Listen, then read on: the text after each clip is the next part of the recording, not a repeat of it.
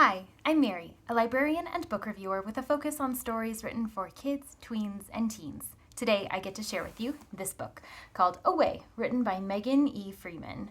This story is the companion novel to the earlier verse novel Alone, but this one takes place on the other side of the story. So what happens here is out of nowhere, there's a mass evacuation of everyone living in a certain part of Colorado, and everyone is taken to camps on the rural plains, and they don't have any idea when or if they'll get to return home. They're not allowed to bring any phones with them, they have no access to the internet, and they have to rely on all of the information being provided to them by the people in charge.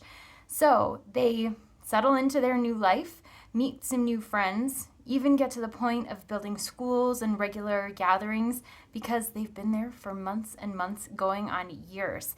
So as they're trying to figure out when or if they'll ever be able to go home, the kids are the ones who start to wonder exactly what's going on and why some of the information is not being shared with them. And luckily, kids are tenacious and they are able to navigate the uncertainties, figure out the missing pieces, and determine whether the threat is as real as everybody thinks. So this story is the companion to the book Alone, which takes place on the other side of this story. So if you've read the first one, you see everything from the perspective of someone who's left behind when everybody is evacuated. And in this one, you have everyone who is evacuated and living together in these kind of quarantined situations. So differences is that this one has several character voices in it, and because of that, you have their different perspectives and means of communication. So you have some characters that speak more in a traditional verse form, others who write in more of a journalistic form. You have characters who are into film development, and so theirs kind of play out more like a film script. You also have interspersed messages from the government, so you get to see a little bit of what information is being fed to the people in these camps. And as the story goes along, you get to know each of the characters, not only through their individual voices, but also their experiences.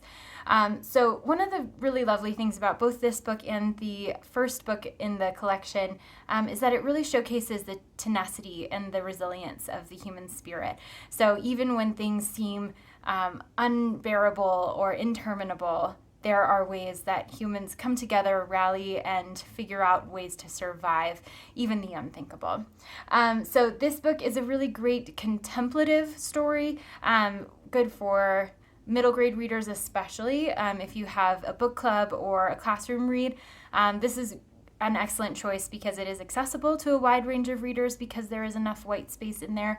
But even though there's not a huge number of words in this book, the depth of the storytelling is not altered at all. So you have really rich storytelling, great character development, and an opportunity to discuss what readers might think of finding themselves in similar situations. So it does seem a bit long and daunting at first, but when you see that there's not a huge amount of text inside, you find that it's a lot more accessible than it seems. And because they are there so long, there are breaks in the text that help readers to understand when time passes and gives them a little bit of an anchor point in the otherwise interminable time that they're all spending in this camp. So if you enjoyed Alone, you'll really like this one. Even if you haven't read Alone yet, you don't have to read them in any specific order. So they're both, you can read them one or the other first. But if you enjoyed one, you will like the other. And again, this is a great choice for classroom reads. If this sounds like a good fit for you or for someone you know, I hope you look for it at your favorite bookstore.